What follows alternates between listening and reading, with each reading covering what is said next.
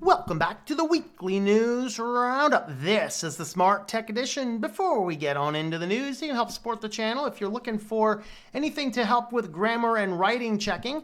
I am an author myself, and I use ProWriting Aid. So ProWriting Aid is an excellent tool, very similar to Grammarly.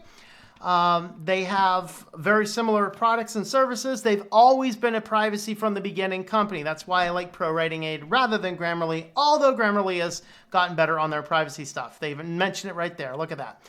You can get a monthly subscription for $20 a month. You can get a year subscription. It's usually $80, but with my coupon code there, tlm.li/PWA, that'll be $63 a year, or you can buy a lifetime license at $239. So you can head on over there. They actually do have a few free services. You can try some free services out before you buy. So you can go ahead and check those out. And happy writing, guys. All right, let's jump on into the news. Some Nest thermostats can no longer connect to the internet. So Google is replacing them. So this has to do with W5 Wi-Fi issues. So there's an update, a W5 update, that was bricking several of the thermostats' connection to Wi-Fi, basically making your super expensive, always connected thermostat be a dumb thermostat. Maybe we need more dumb thermostats. Like, I had one in my house out west. I had a programmable thermostat. That was like the best of all worlds, right? No privacy issues. It didn't connect to the internet. You know, most people have fairly predictable schedules. I set the thing to turn the heat on in the morning about a half hour before I got up, so the house was a little bit warm. It would stay on for about an hour or so while I was doing stuff in the morning. I'd go on off to work, and the heat would shut off right about the time I walked out the door. It would stay off until middle of the afternoon. It would kick back on about an hour before I'd come home, so I'd come home to a warm house, but the heater wasn't running all day. Great, awesome, programmable thermostats. Most people have very predictable lives. Of course, once I started working from home, just kept the thing on all the time, so what's the difference? But anyway, apparently the update was bad enough that several people were complaining to the point where Google actually did go through and replace them, so it's good. And they were trying to spin the article a negative way, like, oh, it's so bad that Google had to replace them. What are you worried about? They're replacing them. Let Google replace them. Let them do something good, all right? And I think that replacing the broken thermostat is a good thing. Good on you, Google. All right. Next up, Ford deploys Boston Dynamics Spot robots to survey the Michigan plant. I swear, the thing's going in there and eating any of the homeless guys that busted in there. Not really, but the Ford plant in Michigan, they are planning a remodel, and so they're using Boston Dynamics robot dogs to use laser scanning. Great, that's all we need. Bionic robotic dog with lasers. Good. Are we all feeling comfortable about this running out into the world now? But the dogs are running around with laser scanners, and they're making, basically they're doing like a 3D modeling of the whole building so they can use that information to work on updating plans. So this is actually a good thing. I think this is kind of a neat use, neat application. Just keep the laser powered robotic dogs away from the people, and I'm good with that. So definitely neat, but Ford bots currently have a handler. Oh boy, the dogs have a handler. Sick 'em. Homeless guy in there, sick 'em. All right, but the plan is for them to eventually be controlled remotely, and if they do well at Van Dyke Transmission Plant, Ford may deploy Spot robots in more facilities around the country. That's all we're going to need. They're going to take over like the foreman's job. You're going to have a sentient dog looking over you, and if you fall below production, the dog's laser is going to zoom in here. Number three, get back to work. Number 3, you're under quota. Number 3, you're at risk of being shot. 3, 2, 1. Bring in another drone. We lost number 3. So I don't know. I'm busting on Boston Dynamics. I know, but what else can you say when we have laser powered robotic dogs roaming around the plants? Come on, guys. All right. Yet another smart device turns into the Gestapo. They've bait and switched you with the amazing new smart device things that now you have to pay a subscription fee to use. So I don't even know what this, like, I am a cook and I don't know what this stuff is, okay? Mellow, I think sous vide owners get an unwelcome subscription surprise. Another connected home device is giving users an unpleasant surprise with Mellow sous vide springing a paid subscription on owners if they want to continue accessing all of the features. So it launched in 2014 as a kick that guy in the butt starter. They combined what it was still at the time a rare cooking technique. That's why it's not one I'm familiar with. An easy-to-use refrigerated water bath and recipe apps with auto-calculating timers. So basically, it's a way of cooking where you keep things cold and then you heat them up fast and then cool them down. I don't know. It's a cooking method I've never heard of before. But anyway, apparently, if you're into that cooking method and you've gotten yourself addicted to it and you've spent too much money on the device and then you now have to pay for the specialty bags to do the cooking in. Now you're like, hey, you can't use your device until you get an app update. Fine, you update the app, you boot up the app. Oh, I'm sorry, you can't use anything unless you pay a minimum of $5.99 per month. Well, 3 months is $14.99 and a year's subscription is $47. So you gotta continue to use your smart device. You gotta pay them $50 a year. And Gestapo's coming out to bust out your kneecaps, yo.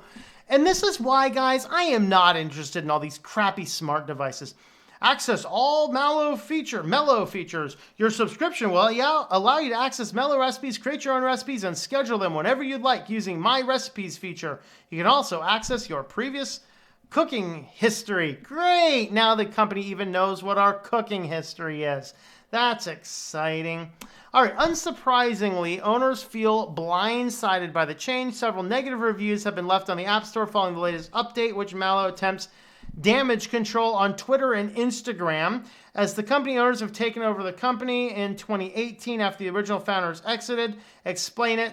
A design decision for the initial version at the root of the problem. Full statement posted Instagram stories at the end of the article. Oh joy. Let's see how they're lying today.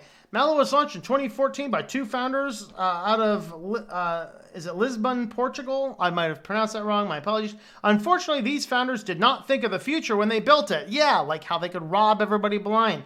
Mellow is built with Wi-Fi only. It uses outside servers to run its systems and software. There is no turning back. Get a grammar guy on here. That's not the right use of there. These servers and systems cost a lot of money, and each month the bills are based on the usage of all Mellows. Not only did the founders lose over $3 million of their investors' money, but they also had no plan on the would pay for the future bills. Okay, guys, you really need to hire somebody who can write. Like, first paragraph, there's already 3 issues. The wrong use of there. That should be how, not ow. The should be they. Come on, guys. The would pay for the future bills after they sold their Mellows. 2018, Mellow was going to shut down. If the company shut down, all of the Mellows that were in people's homes would be useless. They're useless already. I don't know. Save the company. One of the early investors stepped in to try and do everything it could. Anyway, so yeah, this is why I don't recommend getting any smart devices like that. All right, feature story. Fox debuted virtual fans at an MLB, a Major League Baseball game, and baseball fans did not approve. I've actually already talked to a couple sports fans. Most of them are pretty much going to stop watching sports because of the crazy wokeness. Oh man, I left my phone over there. My cousin's a big sports fanatic, and I texted him. And I'm like, hey, what's your take about all this? About all this stuff going on in sports right now? And he says, oh, you mean the fact that they're endorsing domestic terrorist groups on every sports game? Like, yeah. I was actually talking more about the Fox virtual fans, but this is kind of creepy. So Fox broadcast its first game of the year featuring the virtual fans. So they're filling up the stadium with virtual fans to fill an otherwise empty baseball field. So here's actually the footage, if it'll play. So you can see the biggest problem people are having is, here you go, fake stands. Oh, come on, don't give me audio. I don't want Fox to copyright strike or anything. So you can see here, when they have this view here, they're not filling the stands, so it's an empty stadium. And then when it goes out to the wide view angle, oh, it's a crowded stadium full of people. And of course, they can change all the people based on the temperatures of the day, whether it's hot or cold or whatever else. They have a variety of different fans. They can cause them to do the wave. They can do all these type of things. It's like, this is the world we are in, people. This is the world we are in, where we gotta, like, everything is like, we are becoming the Matrix, people. We are becoming, just plug me in. Let me be the battery. Just plug me in. That's kind of what's going on. So I am not a sports fan. So I'm just kind of watching this from the sideline going, well, between the insanity of the virtual fans that is kind of annoyingly stupid, and the fact that, like, every basketball game is going to have a big old Black Lives Matter across there. Yeah, nothing like having a Marxist organization list their major slogan on every single game that, by the way, if those groups actually do take over, basketball won't be a thing anymore. Just an FYI. Having all of this out on the background, all of this crazy stuff, all of this crazy politics creeping their way into sports. People get into sports to get away from all this nonsense. And now you're forcing it down people's throats. I'm curious what your ideas are, guys. Maybe not as much about the wokeness stuff. I don't want to be political. I want to hear your comments on the virtual fans. Are you going to continue watching sports or not continue watching sports? Let me know your thoughts. I'm just a guy on the sideline because I didn't like sports before, and I'm not going to change my opinion on that now. So that's kind of my thought. Let me know your thoughts down below. Thank you for watching this video from Switched to Linux. This channel would not be possible without the backing of the program supporters scrolling on the screen now. You can be a supporter at Patreon at patreon.com/TOMM or at thinklifemedia.com. I also want to thank the open source community who creates such excellent software that makes producing this show possible. Please remember to support your software communities. Thank you, and I hope that you enjoy switching to Linux.